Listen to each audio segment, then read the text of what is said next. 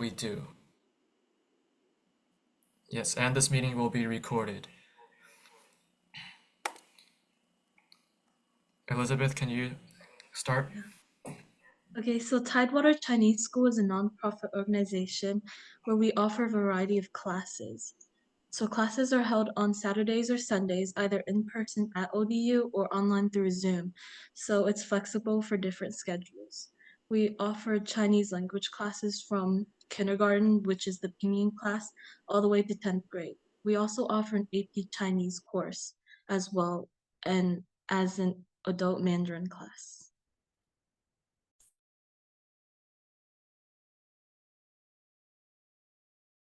There's a variety of enrichment classes too. So we have a couple different math classes, dance class, 古筝, visual arts, and more.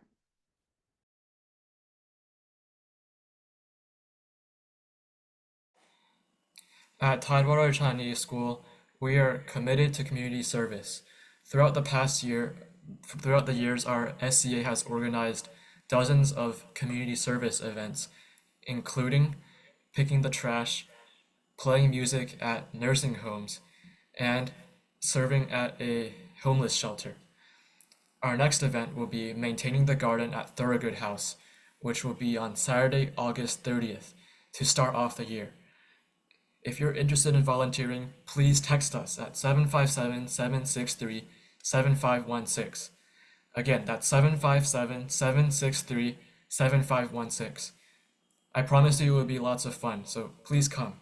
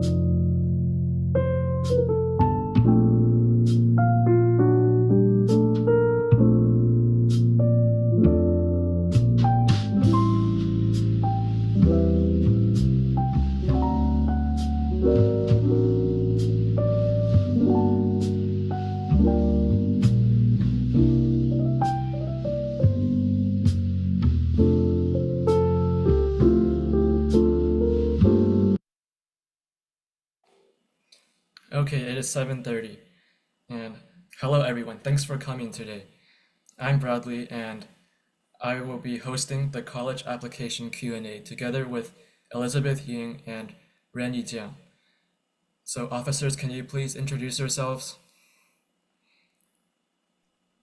I'm Elizabeth, and I'm one of the vice presidents of the SCA. I'm Rennie, and I'm the treasurer.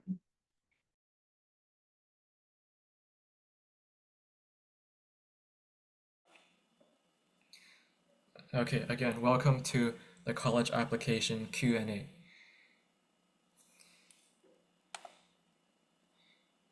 We have 7 panelists that will be speaking today. Panelists, can you please unmute and introduce yourselves?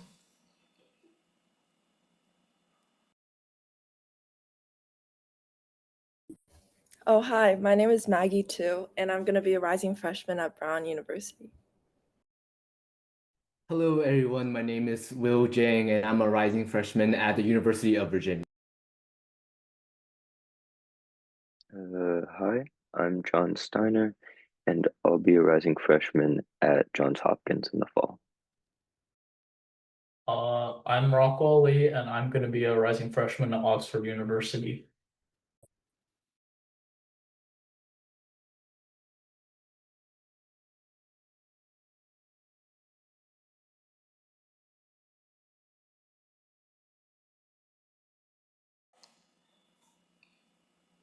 I think Faith and Victoria are not here yet.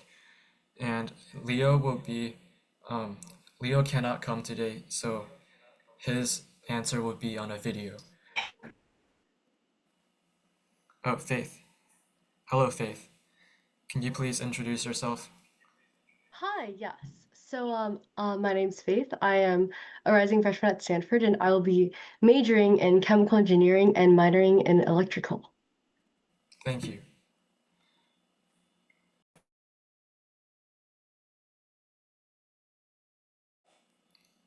Hello, Victoria. Can you please introduce yourself?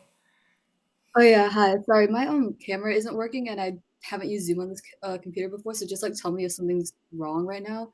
But yeah, basically my name's Victoria. I'm going to NYU this year for finance. Yeah. Thank you.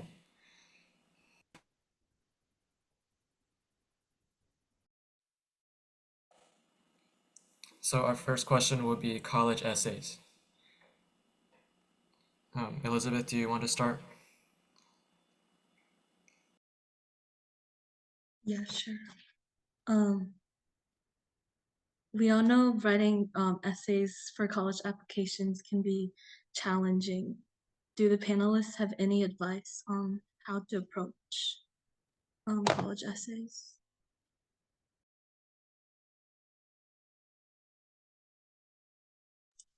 The panelists can like speak whenever. It's like if you have input, you can just like unmute. Well, I guess I can go first then. Well, at least for my essay, I think a lot of the general recommendations for essays is that, just be unique. You don't want to approach the essays like very generalized because at the end of the day, roughly the admission officers spend roughly around 8 minutes looking at your papers. So if you're gonna do like a resume dump instead of showing them your character, your background, then it's almost like a waste of space. The college essay, and I'm more specifically gearing towards the whatchamacallit, the common app general essay is not really the supplemental because the supplemental it have like word limits. Let's say if it applies to like VTag, there's like 250 words. There's no time to go for introduction and conclusions. But for the general essay, you want to do something that it's like concrete to you, something that stands you that brings you out of the crowd.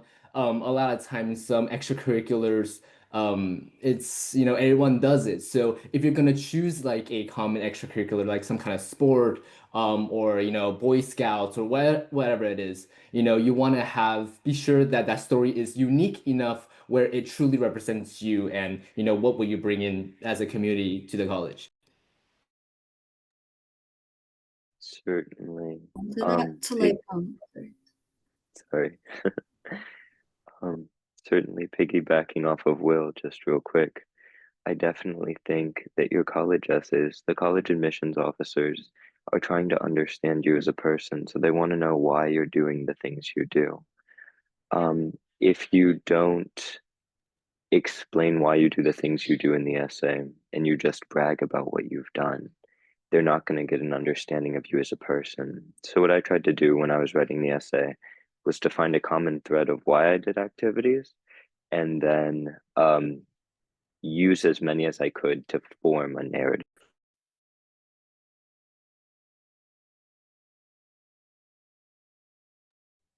I absolutely agree with what John and Will said, and just further emphasizing that you don't really get a lot of space to explain why you do what you do or what motivates you.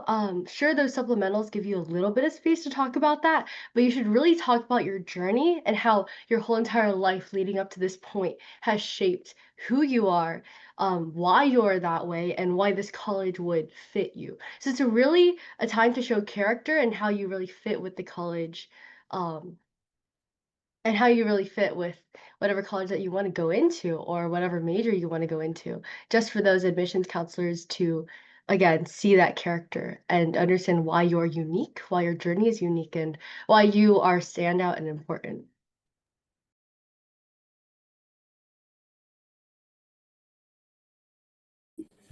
Also, something that helped me when I was like brainstorming what to write for my college essays, I tried to like determine 3 personality traits that like I wanted to communicate to the admissions officers, like for my Common App essay. And then I tried to, I guess, like weave those 3 traits into my narrative and try to, I guess, make my essay reflect those 3 traits because those are like what make me unique and what makes me me.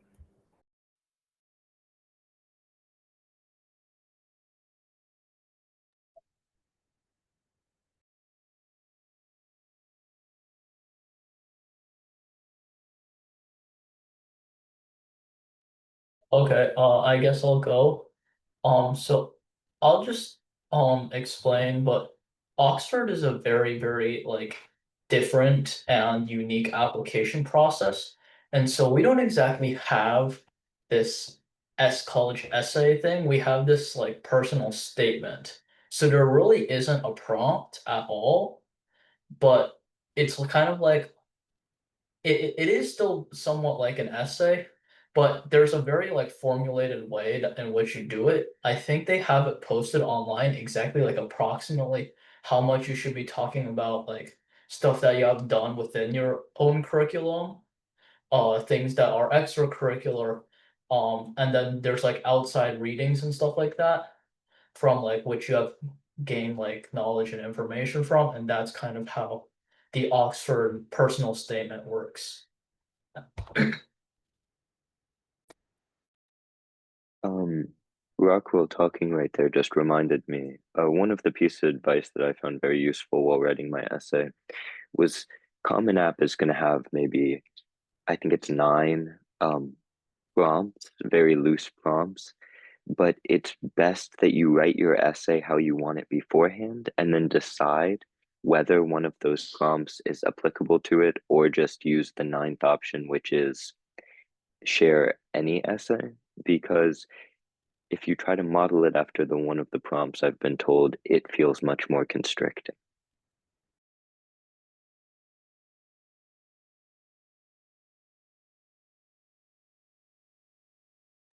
Agreed. And another point that helped me when writing it was a lot of times you can't see the thread that weaves throughout your life, but if you tell your story to someone else, or if you have like a teacher or a mentor that really understands you, you can sit down with them and they can really see that pattern and help identify it to you.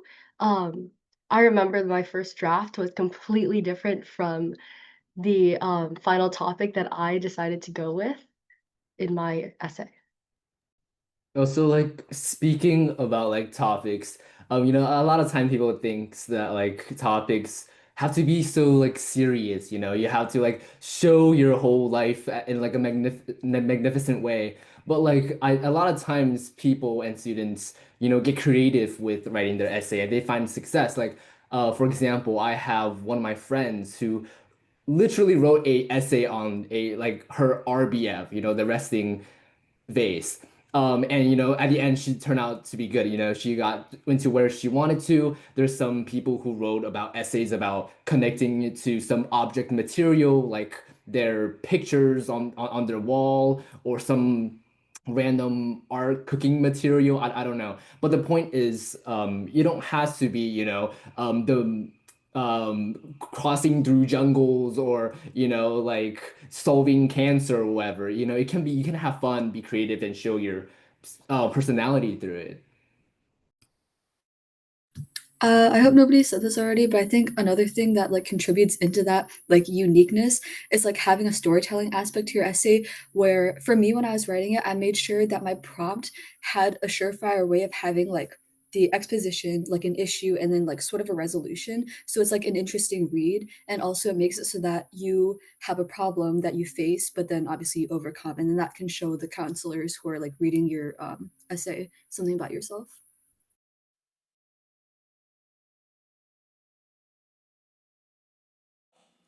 Does anybody have anything more to add?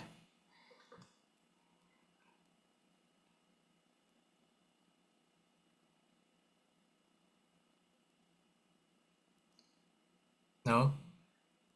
Okay, I will play Leo's video.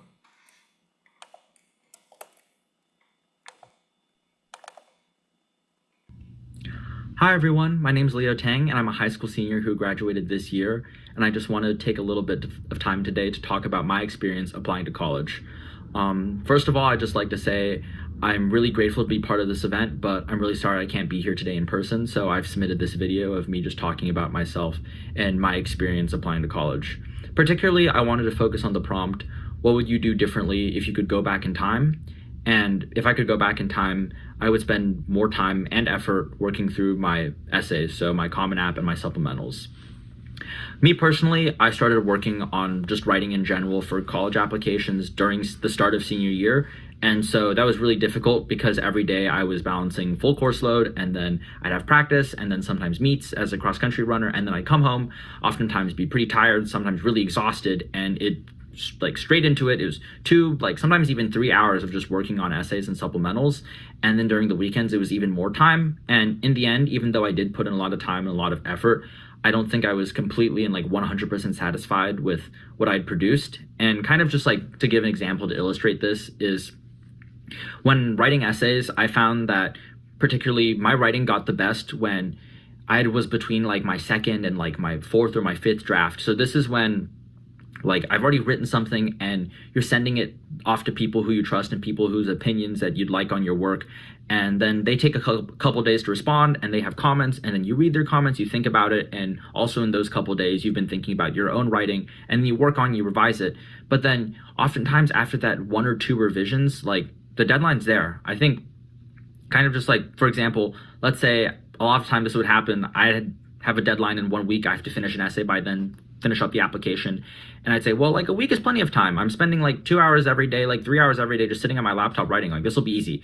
And so in like 1 or 2 days I'll like have the draft, I'll send it off, but then you'll wait a couple days and then you'll get a response, and then you'll be like, well, I agree with a lot of these comments, some of these comments I want to discuss, and then some of these comments I'm not a big fan of. And then you kind of make your own edits, and then you listen to the comments, and then you send it off again, and then very quickly you'll realize like 2, 4, like 6 days have passed and you've really only gone through like a couple revisions. And oftentimes it'd be to that point where I'm still like halfway through a revision and I'm realizing like, wow, the deadline is like tomorrow, or the deadline's in like 12 hours. And I think, well, I mean, like, I think what I have right now is pretty good, but definitely like there were a lot of times when I would submit an application and I think if I had like 24 or like 48 more hours, I really could have polished this if I could just get in one more revision. And oftentimes like that process of like iterating and like going over your essay multiple times with like different people and getting outside opinion and really thinking about your work and just spending more time with it is where like you can take something, like you can take an essay, for example, and it's pretty good, and that's where you can like elevate it to being something that's great and something that you think is like really standout work that you've produced. And I think just more broadly in terms of talking about like essay writing in general, I think applying to college, like essay writing is a huge part. And first of all, I wanted to say that if you're a junior, well, graduated junior going into senior, and you're getting ready to apply to college, I want to say, first of all, congratulations. You've already done like 80% of the work. You've hopefully like past couple of years, you've had a good time in high school. You've had good like 3 years. You've gotten good grades. You've gotten good recommendation letters. You've gotten like the AP scores, the IB scores that you want, and you like have the good like SAT or ACT scores that you're looking for. You spend a lot of time working on extracurriculars and other things that really matter to you. And so now like most of that's already done. The only thing really there is like to fill out like the Common App or the Coalition app with like kind of your extracurriculars and your information about yourself. And obviously there are definitely like a lot of tricks to that and like specifically like ways you want to be showing, like portraying yourself.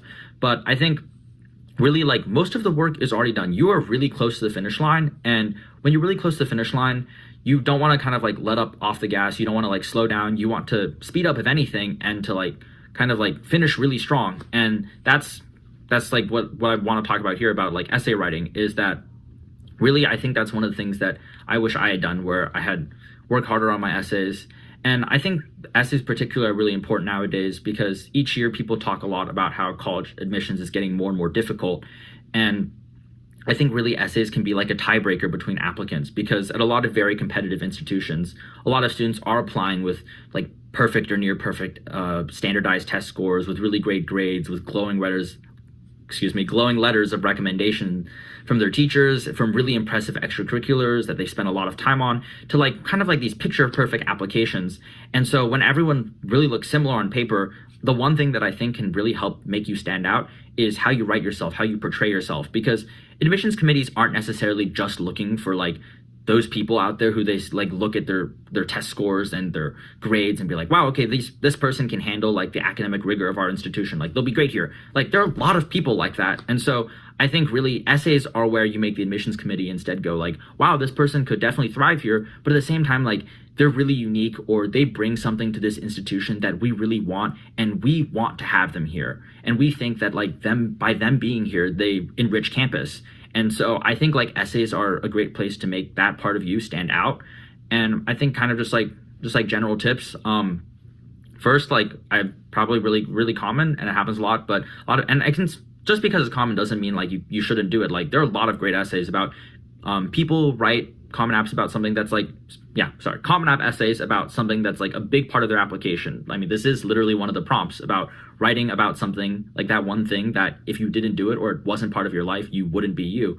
But I think there are a lot of other ways of looking at it. Me personally, instead of writing it about something, like one of the first things that showed up in my Common App in terms of like extracurriculars was I instead wrote about something that showed up in my application but wasn't as emphasized, and I really wanted to take the essay to emphasize that. And I wrote my Common App essay about gratitude and about participating in our school's winter musical, and how that really just gave me more confidence and shaped kind of like my outlook on life. And I think like the third option is you can write about something that just isn't in your Common App at all. And by the way, like kind of just these three options certainly aren't exhaustive of all the ways you could possibly write a Common App, but kind of like three broad ways of maybe thinking about it is to write about something, like I was saying, that isn't in your Common App at all. And I think that can also be really interesting, especially if it's something mundane in ordinary life that you can really find something profound inside of it. I remember seeing sometime on the internet, someone wrote something along the lines of, that trip to Egypt could be boring, but working at Olive Garden could be really exciting. And that kind of captures the essence of how like your Common App doesn't necessarily have to be about the most exciting, the most crazy thing that you've ever done. And if you can, even from like something really mundane, but something really meaningful, you can extract something from that, I think that could also make for a really great Common App essay. So kind of to summarize everything that I've said, I think if I could go back in time, I would spend more time and more effort working through my essays. Particularly, I'd spend more time reaching out to people and people whose opinions I trust and I value, and working through like kind of just getting like iterations and getting revisions. And then kind of more broadly speaking, just for juniors, like you're almost there. So like don't let up off the gas, keep writing, and like best of luck. And also, I will say, like, if the people who are watching like do take away just one thing from this, if you're a junior and you're getting ready to apply to college and you haven't started writing yet, first, you'll be fine. Like I just mentioned, I started writing at the beginning of senior year and I made it out fine, so you'll be fine. But also the second thing, please do start writing. So to everyone out there, thank you so much for having me on this panel. I'm really glad and I'm really grateful to be here. And to those juniors who are getting ready to apply, and to everyone else who's younger and also going to apply in a couple of years, I want to wish everyone the best of luck. I know applying to college can be a really stressful experience, but I do promise that like every year, all of like the seniors do make it out, and it's like going to be a really exciting and also probably a little stressful time of your life. So again, I want to wish everyone the best of luck, and thank you so much for having me.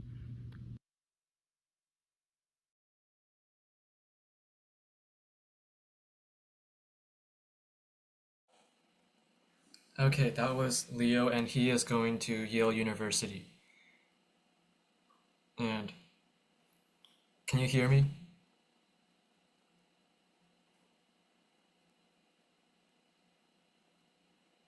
Yep. Thank you. So, um, I saw some questions in the chat, and we will be answering those at the end after we finish our 5 major questions.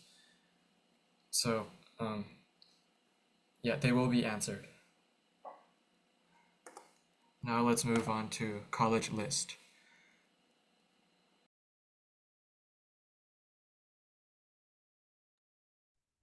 For this question, we were mainly wondering about like how do you decide which colleges to apply to and like figure out which colleges are gonna be a good fit for you. I guess I'll start off, but for my college list, I originally had over 20 schools, but I narrowed that down to like 18, but then I only actually applied to 9. So the way I narrowed that down was actually by major. So if you're more undecided, maybe this would be different. But for me, I knew I wanted to go a business route. So then I was like, okay, instead of looking at the college itself, I'll look at the majors within each college. And then after I was looking through, I was seeing specifically for business, like UPenn was good, but then I also saw NYU, which I was a little surprised about because I mean, like prestige wise, it's not an Ivy or anything, and that was something I looked at a lot. But now, after all this application process, I feel like prestige is a factor you should look at, but at the same time, you have to really look at it by major because, for example, like my school overall, it's not as prestigious as like Ivies and stuff, but the business school, like especially, is really good. So by looking at just the college, like the majors within the college, you can narrow down your list a lot. Um, and I really feel like the safety, reach, target, like that range doesn't really apply a lot anymore, at least in my experience. Like safeties, obviously, there are some you need to apply to, but there are some schools where you think that they would be reach schools, but really they're more target schools. So just don't underestimate yourself and don't hold yourself back in terms of applying to like any college.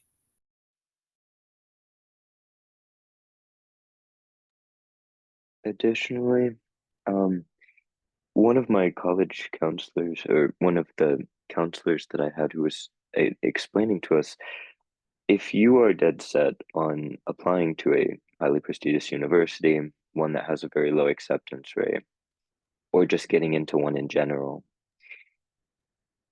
the best mindset is apply to many, expect no acceptances. You can't assume that because you apply to 12 schools with an acceptance rate below 10% that you'll get into at least one of them. For many people, it just doesn't happen.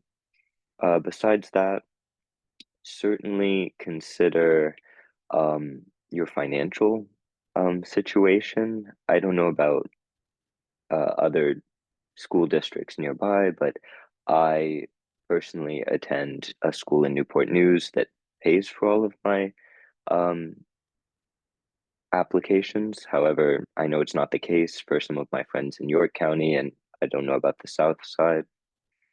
And finally, because this applies to me specifically, I applied early decision because I knew it was something that was it was a school that I particularly wanted to go to.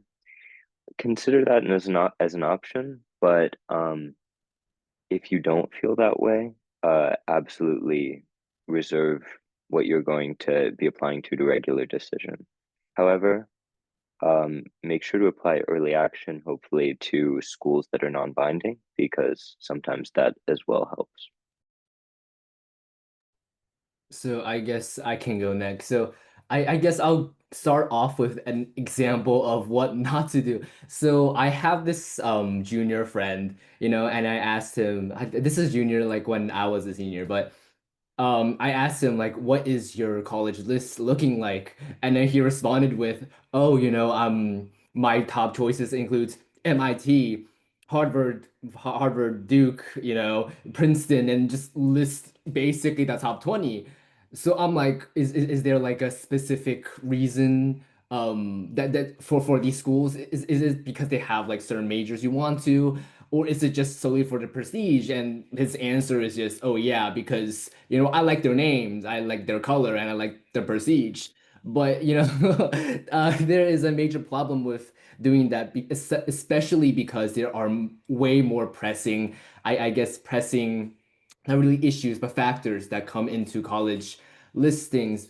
Because again, like the previous panelists have said, the type of majors that they're in, you want to know if what you're doing for the next 4 years is worth what you're doing for the next 4 years, your financial situation. Many people are in the line where your parents are making, just enough where you're not considered for a lot of financial aid, but also not too much where, the college tuition is not just some random disposable expense, So financials, the majors, even stuff to like how do you want it to be a big school, small school, the community, how far is it from your schools? All of this comes before ranking and prestige. Of course, maybe you want to like, it could be a factor, but you build your college list off of, checklists of items that you want to do. Absolutely. And just to add on to what Will said, make sure it's a school that you feel like you can thrive at. And I see that Kalani said the question of how do you decide if a school environment's right for you? Um, just like major, picking back off of it, what do you want to do in the future as like a career and job? Because college isn't the end all be all. And if results aren't coming as you want it to, a great way to think about it is just college isn't the end all be all. It's how you thrive in certain environments, and it's what you do after college. Um, so when thinking about that, I knew that I wanted to go the startup route and the entrepreneurship route. So that was really important for me within the context of choosing schools and the resources they can provide. And then I will also thought about, is this school known for being competitive or cooperative? And I definitely wanted the cooperative environment. So a lot of it is something like word of mouth or going on school blogs or even the Reddit page of your certain school, because a lot of times it's like a no filter. The students talk about what it's like living there. So definitely consider like the soft formats of that.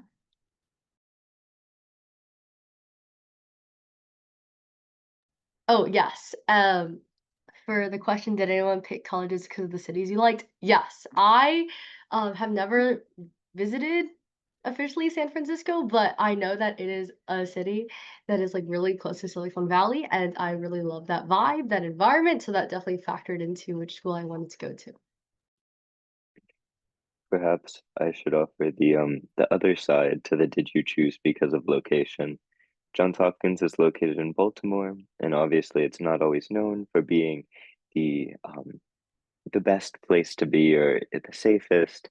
However, I felt like the best thing to do would be to talk to people that go there. And so when I did, I felt much more reassured when they explained the safety measures that the school employs and also the ways that they're able to make the most of it. There's never going to be a city that's absolutely dead from any life, especially if it is a college town.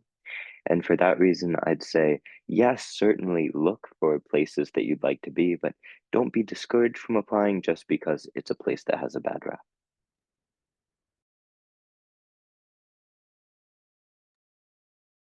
All right, so I'll just say, I kind of have an interesting story behind like kind of why I chose my college, or technically university, because college and university are kind of different, but like university.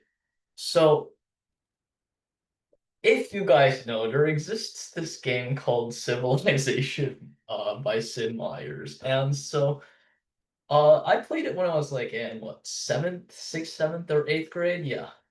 And so in that game, there's actually this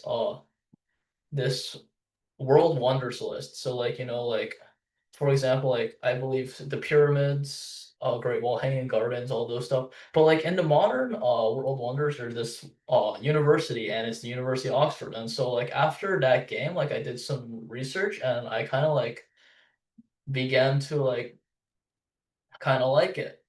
It's got a very like interesting culture, and it's very different from the United States. And so first of all, I'll be in Europe, so that's very different, and that's kind of why that's one of the reasons why I picked it. But moreover, like it's always been like in the back of my mind, and I was like, when it came time to apply, I was like, well, yeah, I'm gonna go for Oxford. And this is where you kind of have to be a little bit careful. In your college list, the UK is a little bit different from the United States. In the United States, you can apply to as like many colleges as you want, I believe, as long as the Common App has a limit of 20, I believe. But that's just for US colleges. In the UK, they have some like interesting policies. So for example, Cambridge and Oxford are two sister schools, right? They've made a deal with each other that if one person applies to Oxford, you cannot apply to Cambridge. And if you apply to Cambridge, you cannot go to Oxford's. I mean, you cannot apply to Oxford. So this is probably one of the core considerations if you are planning to apply to either of those schools.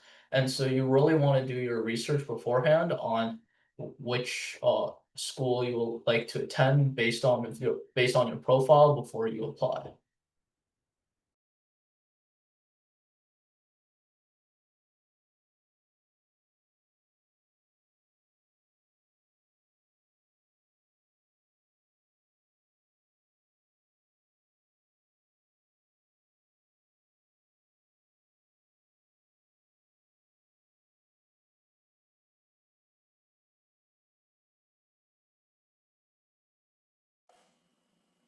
Do any panelists have something else to add?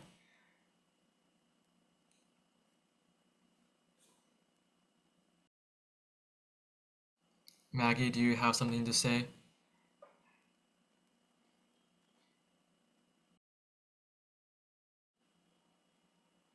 No? Okay, we're gonna move on to early decision and early action. So, I'm wondering, can any panelists define what early decision and early action means? Well, I did early decision for NYU, so I guess I can speak on this. Basically, early decision is very similar to early action, except it's binding, which I think John touched on earlier, where basically binding is once you've gotten accepted into the school, you like cannot go to any other school unless very extreme circumstances. And even if you do like drop out of the early decision, it like reflects really badly on you and like blacklists you from other schools in very extreme cases. So I would very much not recommend early decisioning to any school that you're not like 1,000% sure on. So I was very set on my school. That's why I did early decision. But unless your school has like doesn't have a decision or like an option for early action, definitely go with EA because it is, in my opinion, way better than like early decision. And another thing that I don't know if a lot of people like know about this, but early decision, it's a lot harder to get financial aid from the schools, especially if you're like that middle class on the verge financial aid situation. Because for me personally, I knew going into early decision that had I been accepted into NYU early decision, they would basically give me $0 because they know that since you're so binded to the school, they don't have to give you money to like incentivize you to go to that school. So be sure when you're applying early decision that you're very set, that your money situation's all safe, everything.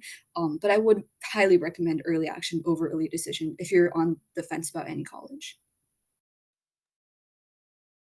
Just to address one more aspect of the early decision model, definitely in terms of finances, each school will have a net price calculator.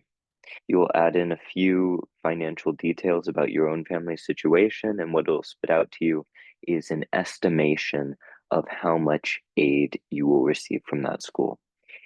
If you get accepted early decision and that aid offer does not match what the net price calculator had said by a lot, then that is one reason that they would release you from the early decision situation. Early decision is really for if you know where you want to go to school and have a dream school, because in some cases, it does increase the chance or the rate of being accepted. Though that's sometimes disputed, some people say that there's just higher quality applicants that the schools are more interested in accepting in the early decision round. However, it does seem to be the case that there is some bump to admission rate. Especially I believe at University of Chicago. It's well known that they accept many people early decision. So consider early decision, but certainly don't think it's something you have to do. And to define a little bit clearer early action, it's essentially a earlier pool of students, but you're not binded to not apply to other schools' early action. And there are several schools that offer that, though I couldn't, a quick Google search would let you know which ones. Yeah, so I would like to add on to that. So another cool feature about early decision and the earlies is that there is a chance for you to get bumped into the regulars. So I think when people say you have a higher chance of getting accepted, like, this could be just my opinion, but not or my opinion, but it's essentially the fact that if you're not chosen among the early applicants, you're able to be, kicked or not kicked out, but bumped into the regular. So you have like essentially two chances of like applying. So that I think at least statistically will give you a minor edge. And another thing that I did not realize until, application was that not every school offered early decisions and early actions. Only some schools, I'm pretty sure like some schools like Duke only offers either one or the other. Um, I'm pretty sure if I remember correctly, Stanford is restrictive early action and there's no ED. But like essentially this is another thing about like building your list of colleges, or not list, but like the scheduling and when to apply.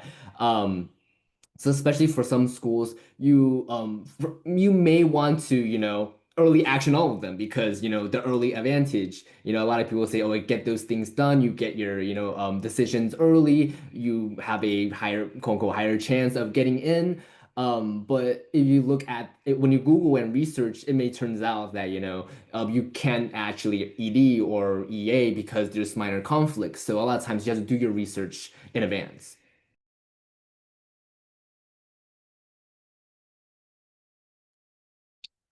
This doesn't particularly apply to me, but I know a friend that did it through this method. There are some schools, I think, believe Yale is one, Princeton is another, that offers something called restrictive early action. What that means is that you are bound as an early decision to not apply to other schools in the same manner. However, if you are accepted, you can still decline the offer. It's not something I know a ton about, but it is an option offered by some schools.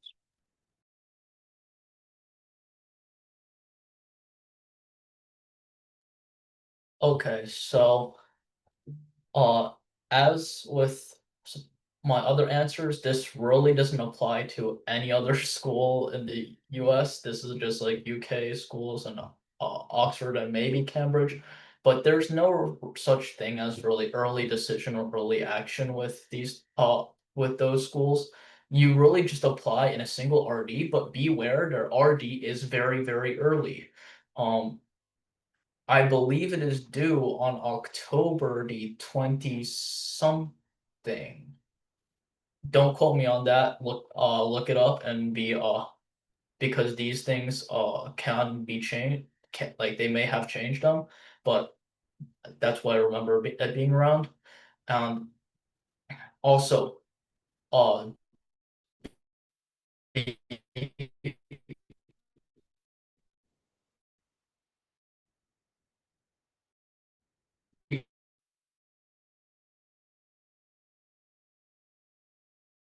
like they have different things on their application, and some of them like or any of the other US schools applications are even due. So that can be something that you think about with I mean with like going early and going and starting your application.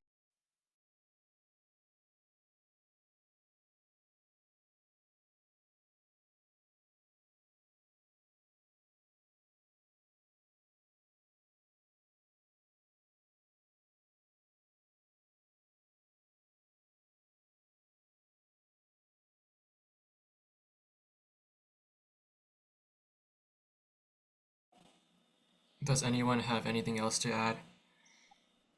In response to Kalani's question, no, you cannot edit your Comment App. Or like your other essays for your ED? Because in theory, the idea is for you to apply that early, you already have a strong application, and that you didn't get rejected already, you have a strong application, and no, you cannot make revisions.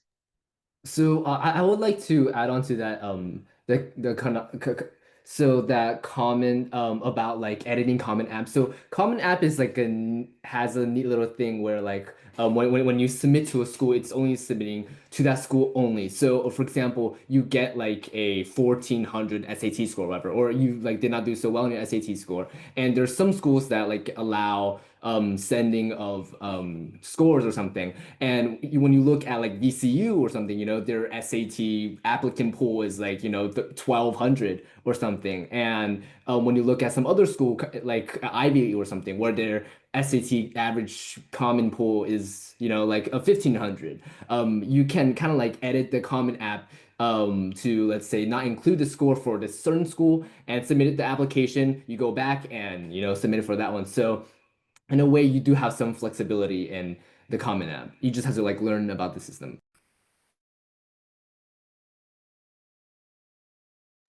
I'm pretty sure you guys already know this, but just like as another reminder, like as a pro, for these early action, early decision is that you do also get the decision from the school earlier. So for me, the reason why I had only applied 9 schools is because all those were through EAED. So by the time I got my result, it was like mid-December, and then I didn't have to like do anything about college like after December. So a lot of my friends were like, you know, panicking in March, really nervous, but I had already been done for 3 months. So that's definitely a positive of doing these early activities.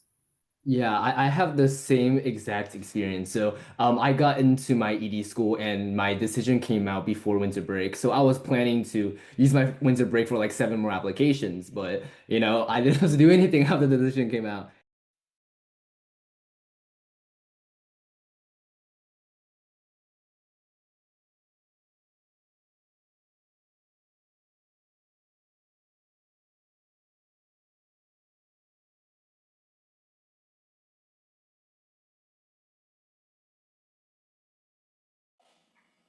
Do any panelists have anything to add?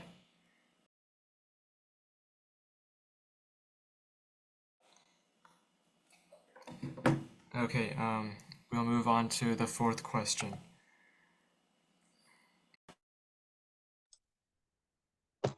As we all know, the college decision process can be tough, especially after the results come in.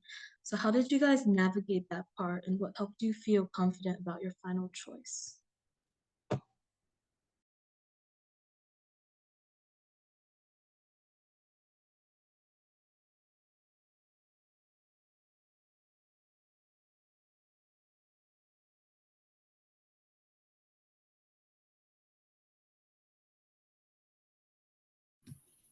I guess I'll start, but I don't really have a lot of experience with choosing a college just because, you know, I did ED and everything. Um, but I guess if you do want to go the ED route, something I will say again is that you feel very comfortable like after winter break. Like do if you get chosen in that school, it's like very stress free. But from what I've learned like during my junior year before I did college was like choosing your college should like, you should, of course, like, recognize your own like, "I really like this school," but also, like, make sure to keep the financial aspect obviously in mind. So, a lot of the times, make sure you really look at that financial aid package and see, like, if like, the possibility of scholarships and, like, future grants, etcetera, as part of the college decision. But yeah, that's really all I have. I don't have that much.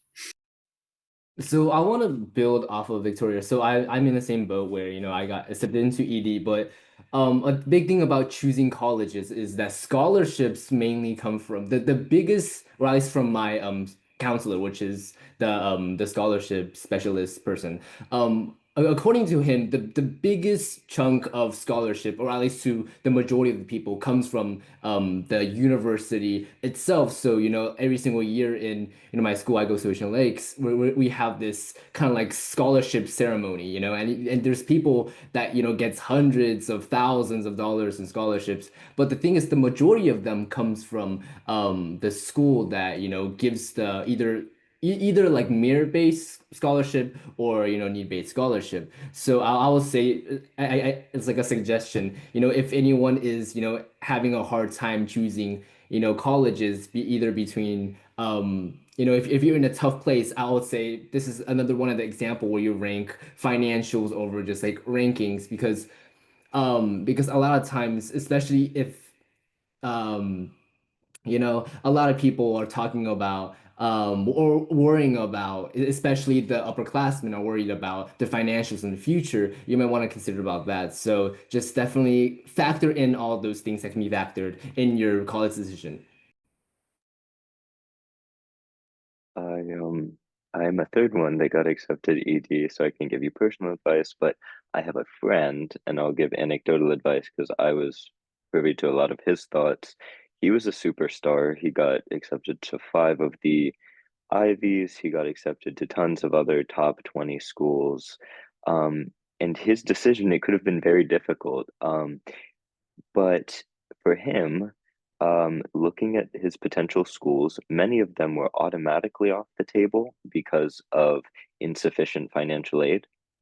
Um, and so he really narrowed it down very quickly to Princeton, which would pay it all, uh, Duke, which would do the same, and UVA, where he'd gotten a Jefferson scholarship. He chose Princeton eventually, but not necessarily because of the prestige that's the most maybe well known or highly regarded of them. He felt that he needed to visit them all, so he did, and he felt that it was the one that would give him the most opportunities, which was his final decision. So definitely things to consider in that regard. I will build on this. Do visit every single school that you want to end up going to. So like, and just saying, like a lot of schools do have like admitted students like days or something where they will go to campus. And so I think it's really important that if you do get in, you go to these so that you get a taste because it's a bit different from a tour. A tour is just some students going like blah blah blah. We have done like this is the history of our school and stuff like that. But on those weekends, or like days, admitted students days, you get to see the vibe of the school, like the culture of each school, and then so you can compare to that because I think that's a lot more important than saying like this building was built by who in the like 1800s or something.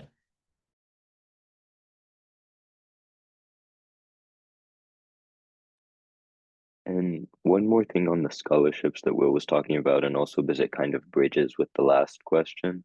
Um, Definitely make sure some schools have scholarship dates for you have to apply early to get scholarships. I know VCU is one of those where you have to apply something like before November 15th, so early to be considered for certain scholarships. So definitely don't miss those deadlines.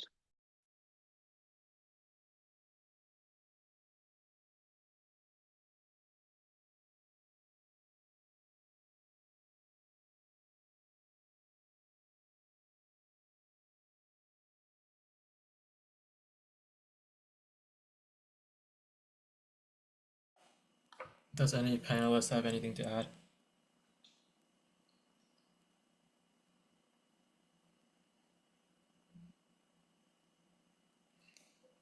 Okay, now we'll move on to our last question.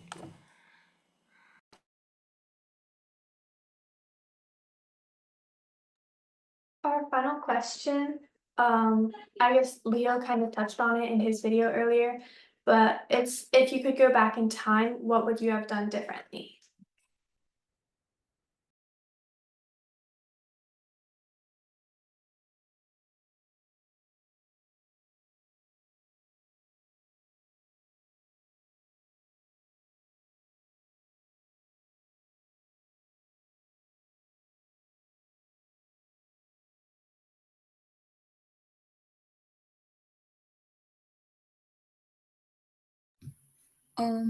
I think one of the biggest things I would have done differently was all the pre-planning behind a college application, because like you think, oh, I have to like write my essay and stuff, like that's all like the main things, but also don't forget all of the extracurriculars you have to like make a description for, you have to compile like what are my top 10 ECs, things like that. Just make sure that you don't forget those are also part of your application, and make sure that you, for example, have like a list of every single activity you've done throughout. I mean, maybe not every single, but like the top a lot of them, because you're gonna be at a point when you're doing your college application where you're like, oh shoot, I have a lot of activities, but I don't really know how to differentiate like what I did during them. I forgot how many hours I spent doing things. I forgot what I did during them. So I would really recommend. I mean, I kind of did this, but I would just like differently wise, I would have just done this even more. Was start a list as soon as possible. Just describe every activity I've been a part of and like what I've done, qualitative, especially quantitative, like numbers, very important when like you're describing your extracurriculars. And just having that easy access list. So like for example, for your essays, you could also incorporate those activities into your essay if possible. So just having everything behind the scenes ready to go was one of the things I think I could have improved on the most. I will say that like one thing that can help you a lot is to just keep track of like random little things that happen. Because one of my essays actually ended up being on fixing a kayak, which took me like maybe like 45 minutes. But that little event was something that I feel like was able to describe me very, very well in one of my essays. And so just keeping track of the little things, like occasionally doing like a post that like something happened or you did something and having it on record can remind you that you have done that something. And it's something that you can definitely use in your college app. I think for me, if I could go back in time, I would definitely have seeked more assistance and more like revisions for my essays. I definitely I did spend time writing it, checking the grammar, getting like one like usually just one person, one or two person to like revise over it. I should have 100% like maybe asked for more opinions. But but the thing about this, like, a lot of times when you're like a senior coming in, you think that the college, this situation, this pile of task is like almost as equivalent as moving like a mountain or something, and it does feel like that sometimes. But like when you move, like when you look back, you start to think, it wasn't actually as bad as it is. I guess it's just saying you guys what 100% will survive through it. And I definitely want to pick just piggyback off of what Victoria said about the listing. It's really helpful I think to think of that list as a resume, because you'll use that resume for other things other than college stuff. For example, if you want to get a mentorship or like an internship or maybe some other type of program thing, a resume can help you do that. And if you have that, the sheet of paper that has all your activities listed down. If you need to tailor for specific things, you can just go ahead, spend like 5 minutes doing so, and you're gonna have a good resume to go. And not only would it help you with, outside of school stuff, but it is super helpful, at least super helpful for me when I was applying and creating my activities list.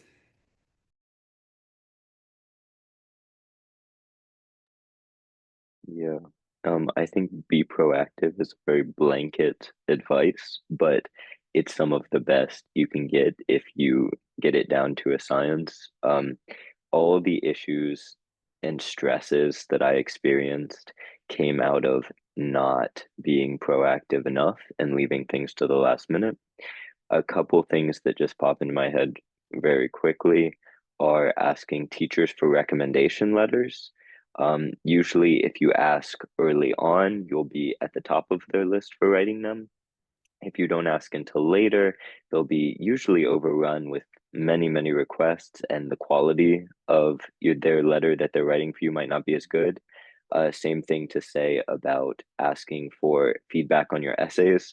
Your English teacher is probably going to get 2 dozen people saying, how do I improve my essay? And so you don't want them to get to your essay once it's the 20th one that they've looked through and they just want to go to bed. And then the final thing is, and we'll probably talk about this later if we talk more about tests, but take your tests early, SAT, and then for me, I took the ACT as well, and I did better on the ACT, but I had a moment of intense stress when I didn't know if I'd be able to submit it in time for the deadline because I wasn't getting it back. And so, definitely, if you do those things ahead of time, you'll save yourself so much stress in the long run. Right. And definitely apply to a lot of schools early. Unless you're like super set on one that you want to do early decision. But if you're doing early action, apply to a lot of schools. Um, for me, I was kind of rapid firing college applications like during right before New Year's. And that was really stressful, really painful, but in the end it'll all work out. And then another problem I had was getting too many points of feedback on my application. So what I wrote about was really technical and STEMmy, um, about the process of how I invented some technology. And I had like an English major look at it, and I also had an electrical engineer look at it, and they gave me completely different feedback on it. And I was quite overwhelmed because um there are too many cooks in the kitchen at that point. So definitely only have people who really, really know you and know your values look at it. Um yeah, I wish I saved myself that stress. I'm just gonna build off of that real quick. Not just make sure to have like a very small amount of people looking at your essays, but also just talking to you about college in general. Because for me, a very big thing, again, I think I wish I could have done a little bit differently, was just not this. I don't know if this sounds bad, but not listening to my parents about their opinion on my college as much because obviously like the financial part, like I'm going to talk to them about that. But in terms of like what I truly want, I feel like sometimes I just had to sit in my room by myself and just really think like what do I want? Because a lot of the time growing up, like I don't know if this applies to everybody, but I always felt kind of steered by my parents in terms of like what I do in my free time, etc. So when you're looking at colleges, like you're going to be independent for these 4+ years of your life. Like you should make this decision mainly on your own and just have them give like little tidbits of feedback. Like obviously they should be in the conversation, but they should not be the ones driving the conversation, especially about the final say of which college you end up going to.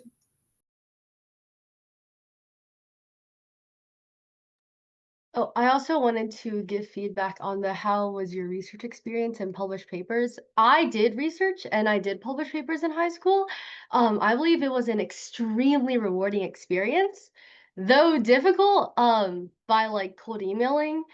I think it does help definitely, but you have to show major involvement in it. I know there are a lot of people that just like piggyback off of connections or parents that are professors, and they can just say, "Oh, I published a paper," even though they didn't really get too much involvement in it. Um, so there's a lot of scuffled water in that sense. But if you can show how you as a person, the issue that you are researching matters to you, and also what you learned from the experience, the hardships that you went through it. I feel like if you do research, it can help you answer a lot of the supplemental questions about tenacity, um, things you have to overcome, teamwork. So yeah, research experience, publishing papers, it is extremely valuable, especially if you want to go to a highly STEM focused school or a highly STEM focused major. And when you are in that college, it will help show that you are ready to enter a lab and join in with a lab because um, a lot of prestige that schools get is from the research that they publish. So you definitely want to be involved in that in whichever school you want to go to. So I would highly suggest getting research experience and ideally publishing papers. It does help majorly with character development and what you can put forth in your essays. Well, I can't give quite a robust answer. As Faith, I also did research. I did not publish. So in that way, for me, it was kind of like just another extracurricular. However, I did feel like it added another dimension to my application simply because I was applying to a school that I knew was very research oriented. And so to just have that down on paper that I did have some experience, I knew would be better than not mentioning it at all. I ended up mentioning it a little in my essays, but not prominently. However, I do think that even going forward, even past application wise, it can help you maybe get into a lab once you're in college if the professor sees that you already have some experience and understand lab culture and the basics of that. One other thing that research can help with, I suppose, is I have a friend that early decision to Columbia and he got deferred. And he'd indicated he did research, but afterwards, after he got deferred, he followed up with the school saying, "Oh, I just published in this research environment." And so I forget if he eventually got in or not, but it's just another avenue to um, show continued interest or show that you're still working. You didn't just do it for the application. Absolutely. And that reminds me of another point, which is once you have research, you can go to conferences with that research. So that can definitely help your awards. I definitely put on my application the conferences that I went to. And based on those conferences, you get connections and it helps you in the real world and even past college to your career. So it definitely helps in that sense. And um, with awards, I really do feel like research is an avenue that can help you open up science fair. It can help you open up like different conferences or competitions to go into, and that will majorly help your application.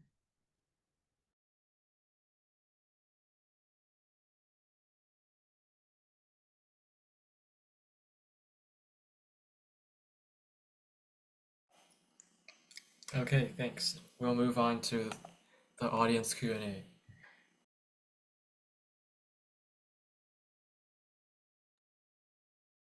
Right now, anybody can unmute and ask questions if they need to, or just send more in the chat or something.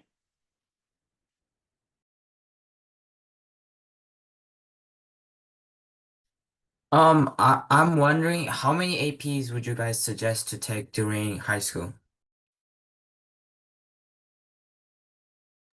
That majorly depends on which APs are offered at your high school and just making sure that you stay above average to show that you're challenging yourself within the resources that you are provided and going for classes that can align with your major.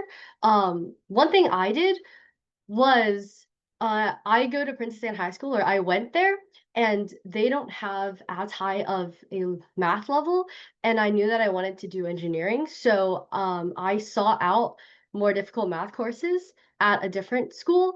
But just making sure that you are doing the most difficult classes you can, and it's geared towards your major.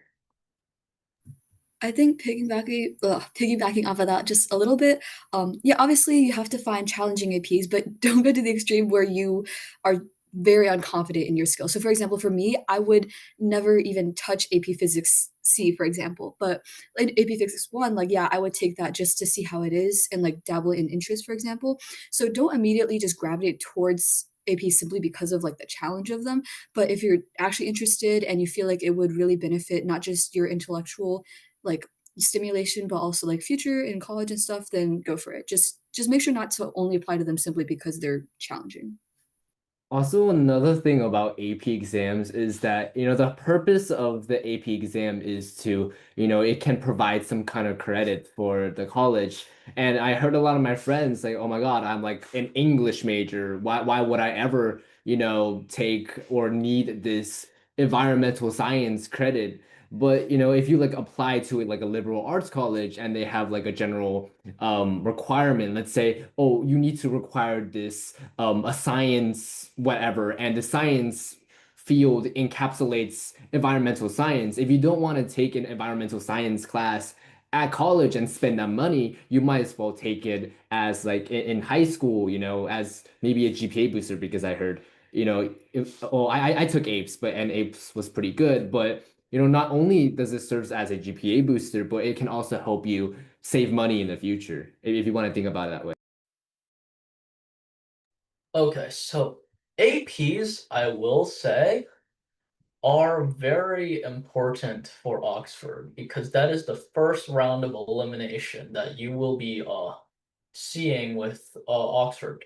Their requirement for certain majors are you have to have, it depends on which school you go to actually, is you have to have something like specific APs, right? So for my major, engineering science, the APs you need to have a 5 in, you must have a 5 in, are AP Physics, AP Calc BC, and the last one is of your choice, and you must also get a certain ACT or SAT score. So I'm not entirely sure on which one they will give you depending on how you apply.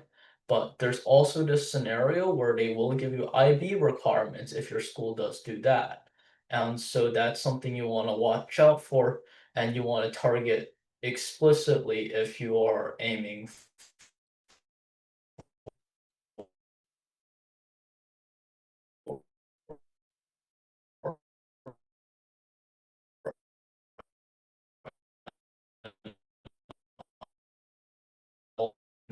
Cambridge. So that's something that should probably.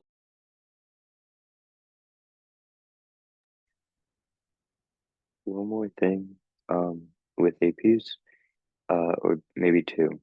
One is if you do have a specific school in mind, consider what APs they'll accept and at what scores.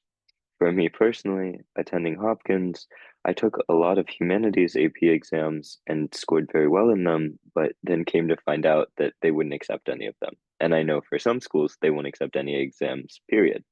So definitely consider are the schools, just in general, that you're interested in applying to also going to accept the scores?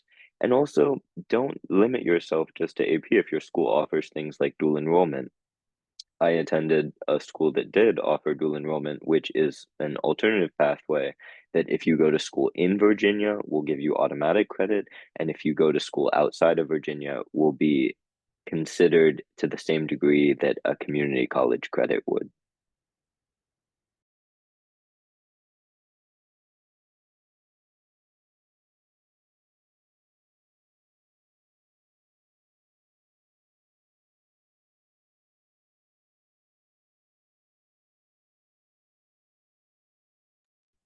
Um, I guess if like the rest of the audience doesn't have any more questions, I have one. How influential do you think your GPA is, like compared to the rest of your application? In my personal opinion, I think it's not necessarily like I have to like have like a perfect GPA, unweighted, weighted, whatever. But it definitely is something that like quote unquote puts your foot in the door because obviously like you would like for colleges to not be very judgy based off of just numbers, but unfortunately that's just how it is. So obviously aiming for a high GPA is always a good idea, but making sure that you're not just focusing on stats is really important as well because obviously colleges nowadays are so inundated with people who all have perfect stats where it's like you have to make sure you have time in your high school time like extracurricular wise to make yourself stand out in a pool of people who also have high GPAs. And if you have a low GPA, like comparatively to other people who are also applying to that college, like it's not the end of the world, but you just have to make sure you can stand out in some other way that isn't like quantitative.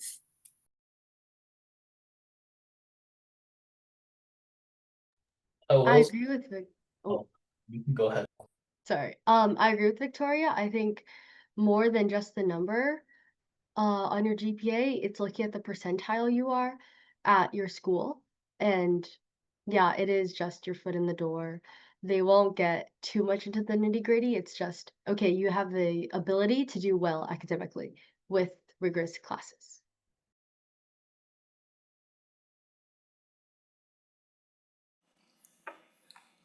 So we have an unanswered question from some time ago. What are the 5 awards you put on Common App?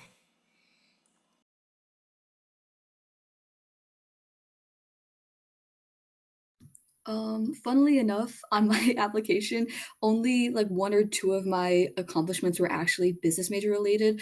The other ones I just felt displayed my well-roundedness in a good enough way. So especially if you're undecided in terms of your major, I would say you don't have to like make a spike necessarily, even though that's a tip that a lot of people give you is like make a spike in your application. But in my opinion, a spike is a good thing to have. However, if you can also show that you have the ability to do well in multiple aspects, it also can show the college that you are like multifaceted and you don't like stick yourself to one thing, you know, like it's good to have a well-rounded appeal. Um, but I would still try to, because obviously these are achievements, so you want them to have, like, a good name, so I if okay, so for example, if you're between, like, something that fits more in line with your major, but maybe has, like, less of a prestigious name or there's something attached to it versus something that's not related to your major, but has a higher, like, prestige, for example, I I don't know if this is controversial, but I would actually take the one that isn't related to your major just because it can show people like, yeah, obviously she's gonna be a business major, but she can also do really well in computer science. Like that's something that we want our students to bring to the table, is what, in my opinion, I think some admissions officers would also be thinking. I'll talk about this a little bit. And so, yeah, so with your 5 awards, it's kind of a gamble. If you really think that you have a very strong spike, then yes, you should go for it. Uh, Otherwise, it's probably better to have it well-rounded because it's kind of like your spike has to be spiky enough that it can break down the walls of that university. Otherwise, you're kind of gonna end up in a iffy situation where it's like they're like, oh, this guy's just focused on this one thing, but he's not like, but like it's not they're not like well rounded and they're not very, you know, they're not very adaptable.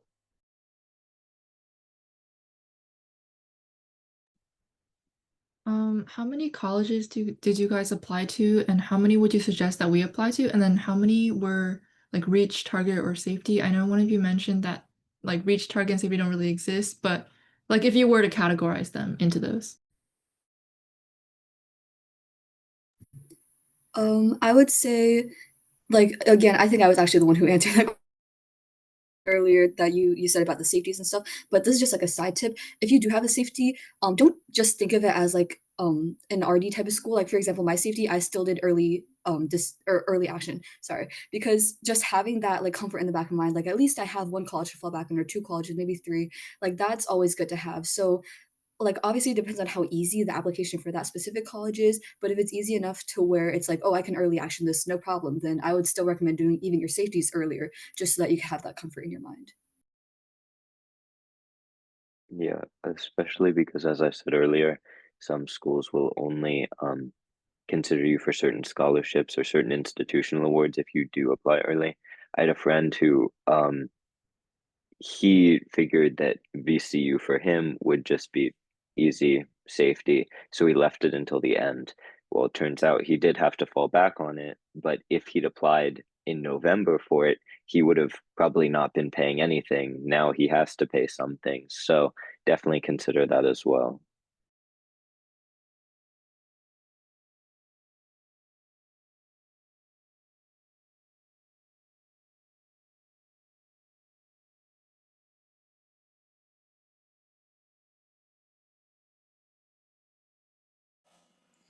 So Kyle had a question. How long did you guys take on the Common App, scheduling wise and total time spent? This is something I wish I would have done differently.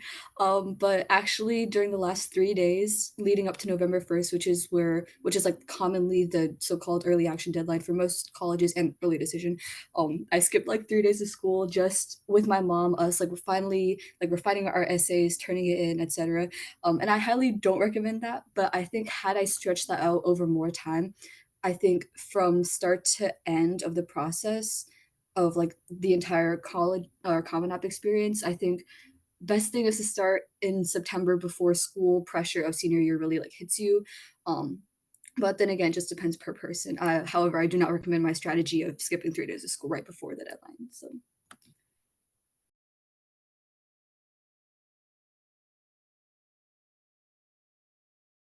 I think this question is quite tough because I did most of my writing on like a separate Notion or a separate Google Docs document. But I feel like you can get a lot of the tedious information about you and your parents out of the way first. You can even start that like now, before senior year hits. And then, yeah, I don't know, it's weird because when I was in that last panic stage and panic mode, I somehow got the best writing out, and then I refined that. But I definitely wouldn't say like getting all of your RD schools in the last week. Maybe like one school, 1 week focus would be good. And there has to be enough stress for you to push out the best brain juices, but definitely not enough to burn you out. I felt extremely burnt out the second semester. Um, but yeah, that's also something I would change. And many times, oh, the- I guess I can go then. So many times, one of my whatchamacallit, the upperclassmen when I was a senior, I believe, showed me, like a kind of like a organizing method where you compile like a lot of essays in like one document. So what that does is that, sometimes you can repurpose essays. So you don't have to write a completely new essay each and every time when you apply for a college. And that came into, really handy when a lot of these college prompts, ask very similar things. For example, like what is your, do you have any cultural background, or do you have any, things you did to impact your community? So those are like, if you can isolate, common prompts, you can oftentimes repurpose these essays, and it will just make your life a lot easier, especially if you know that essay is already good and it's revised a lot. Absolutely. And just adding on to what Will said, the software that I use for this is Notion. It is extremely easy to use when you can just group things in like, this is asking cultural, this is asking questions of like overcoming challenges. And then once you've grouped that, write the essay that they offered like the most words to first. So write that 250-word essay first, and then you can just like cut back on it and just shrink it down to fit all the other prompts. Yeah, if anyone wants the Notion template, just hit me up. I will put my email in.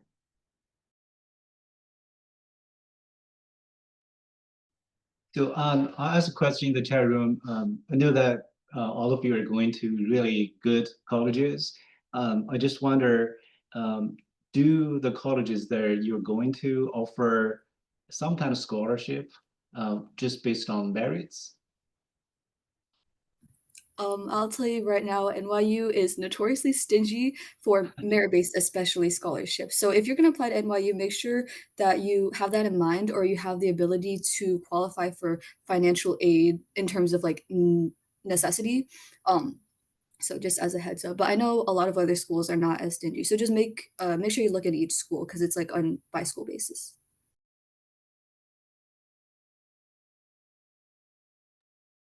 Hopkins is similar in that they state that they will cover as much financial aid as you need, though a lot of people find that to not necessarily be the case. They offer some institutional awards, but you don't really apply to them. You just get considered for them. But I found more success outside scholarships, which I guess we could talk about if that people are interested in that, than for ones that were offered to me by the school.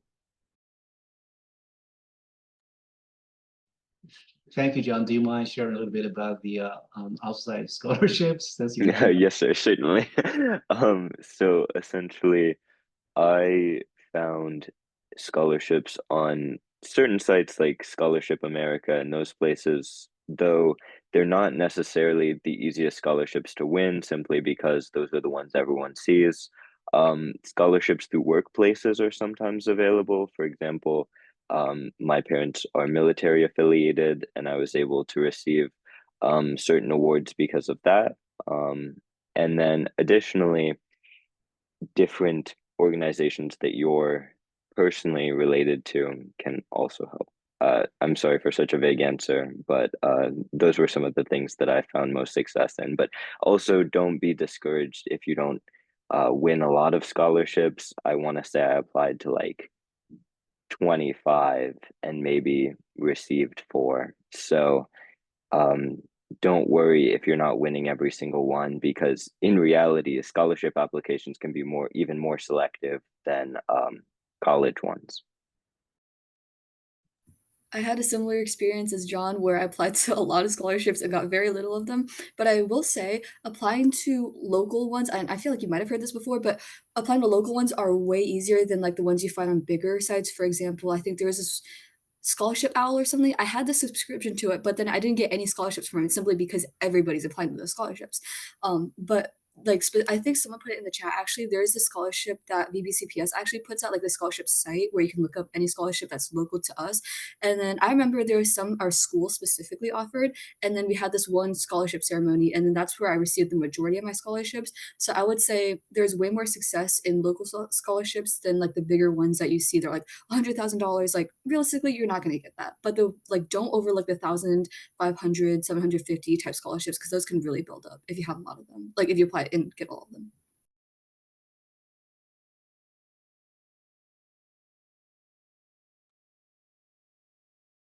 Yeah, I have a question. Can you hear me? Yeah. So I know you guys, most of you guys has extensive experience with music, although none of you are going to music major. But how do you feel like your music journey helped with your application? How much do you emphasize during your application?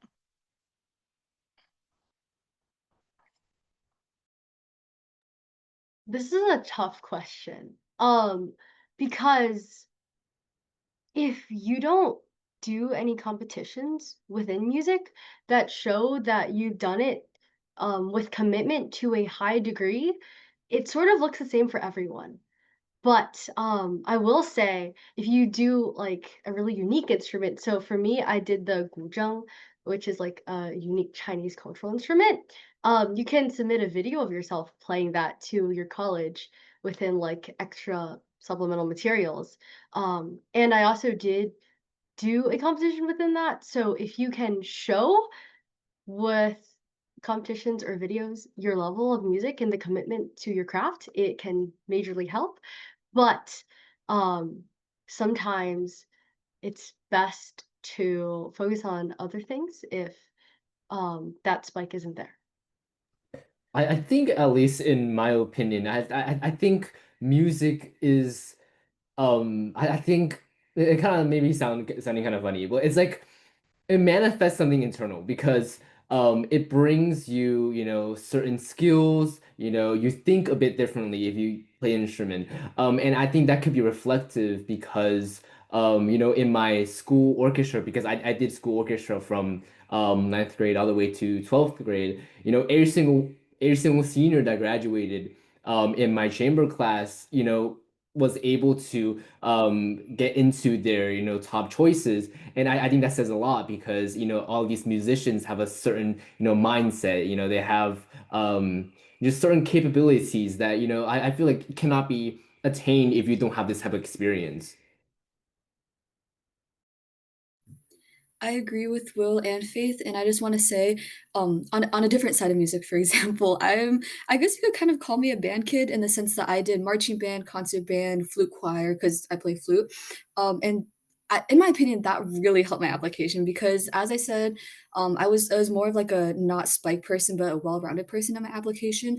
And fun fact, I actually got my band director to be my letter of recommendation. So you don't have to be like committed to that level, but having music like be something that I've just been committed to all 4 years of high school. I have achievements from it. I've won competitions. I've gotten scholarships. Like if you're at that level, like for sure at it. But if you're just doing like lessons, um, there you might have more things that you could put on your application instead. So just really, it depends on how committed you are to music, especially.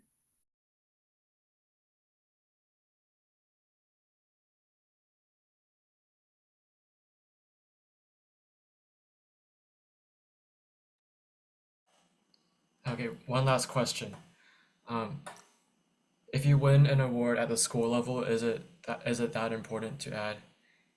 if the award is just at the school level? You have to look at this relative to your other accomplishments. Um, so it also depends on um, the school that you want to get into. I think all awards, whether to put on there, are relative to what are the ones that can showcase you in the best light. And yeah. I'll just expand on what I'd already stated in the chat, which is that I definitely firmly believe that a school award could potentially be as strong as a state award if you can tie it to your personal narrative. If it means something to you that's more than just, I did this, I did well at this, and you can explain there was personal growth there, maybe it'll count for more. And maybe it'll show that you're more than just a person that's winning a lot of awards. At the same time, I'd encourage you to think outside the box of using your awards in different ways. It doesn't just have to be on the honors list. I used this silly little paper award that said you're invited to the carne asada in my Spanish class to explain something much deeper about having a love for language and communicating with people. So don't only consider your awards as something to explain in a box on your Common App, but something that you can expand on and explain a different perspective of your story.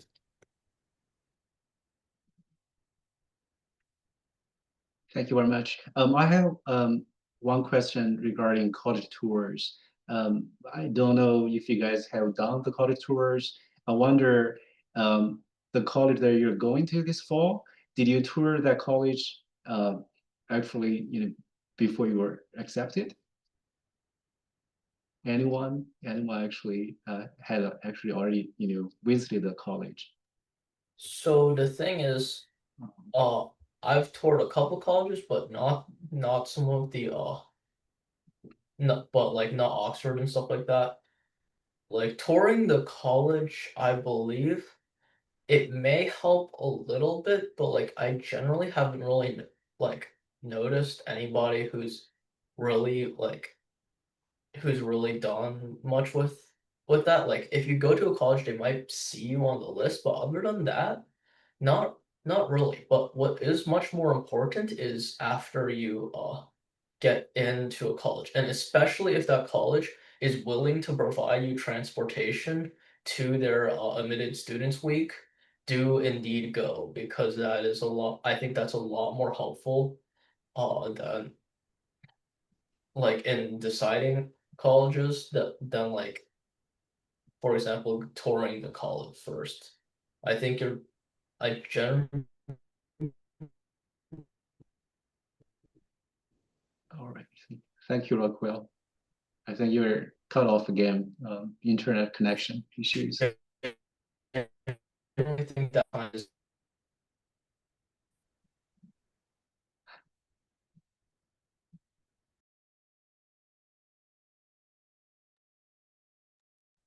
I hope I'm not cutting off Rockwell, but I know what's really popular for a lot of seniors is during their spring break to do a road trip tour of all the colleges on like the East Coast.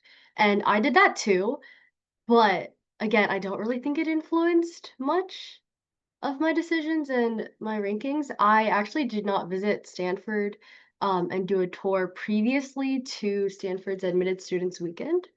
Um, and Admit Weekend really provides you with a sense of belonging, sleeping in the dorms, and the kind of atmosphere that such a school would bring. So, touring definitely, if it's comfortably within your budget constraints, you can go for it. But if it's like a top college, you can reserve it for when you get in, and they provide that full experience for you.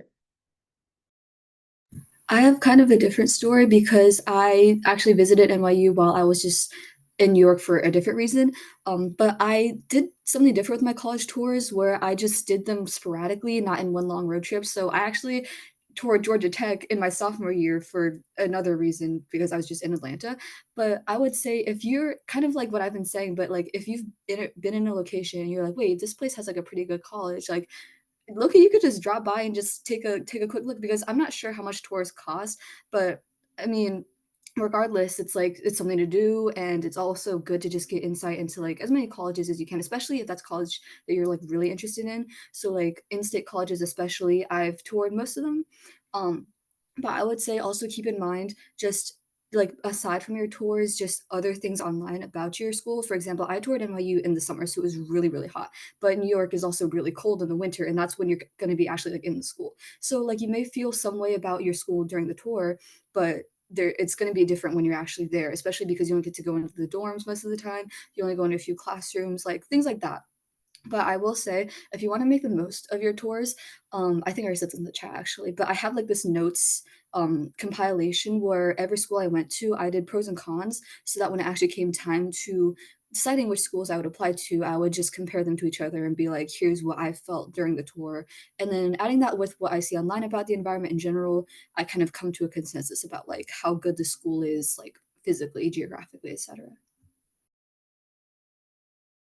And just like an insider tip, if you're touring colleges and you have a friend or like someone older than you who actually is going to that school, you maybe could like slip the request, hey, can you take me in? And so they can actually take you into the dorms, they can take you into the classrooms, and that way you get a much better look at the school and a real and honest look.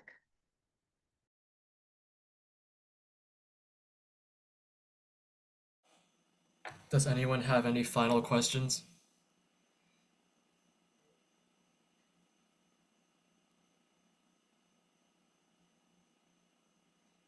Okay, well, I guess that's it for today. And before you leave, a huge thanks to all the panelists for your wonderful responses. And I'm going to share my screen one more time.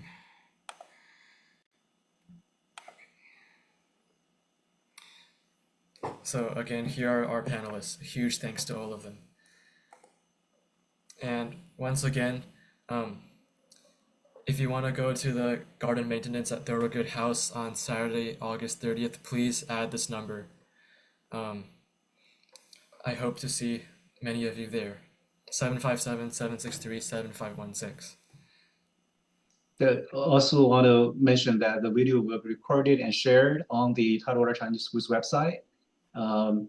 Again, as a parent, I feel very grateful that you guys are taking out your precious time. At this time, you guys could go somewhere play, right? So again, best wishes to you for your colleges, and thank you for joining us tonight and sharing the information with our students. Okay, so that's www.tidewaterchineseschool.org. If you want to share this with any of your friends, then go to this website. Okay. Thank you. Good night. Thank you, everyone.